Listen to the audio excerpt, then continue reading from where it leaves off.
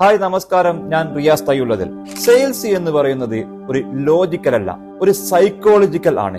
Number 1 psychological.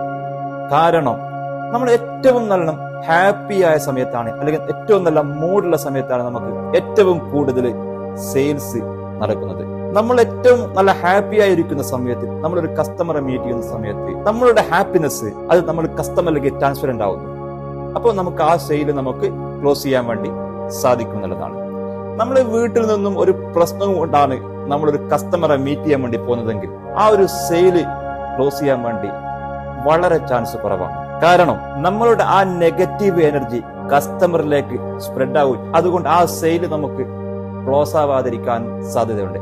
അതുകൊണ്ട് എപ്പോഴും നമ്മളെ മൈൻഡ് എന്ന് പറയുന്നത് ഏറ്റവും നല്ല പോസിറ്റീവായ സമയത്ത് നമ്മൾ കസ്റ്റമറെ മീറ്റ് ചെയ്ത് കഴിഞ്ഞാൽ നമ്മുടെ എല്ലാ സെയിലും നമുക്ക് ക്ലോസ് ചെയ്യാൻ വേണ്ടി സാധിക്കും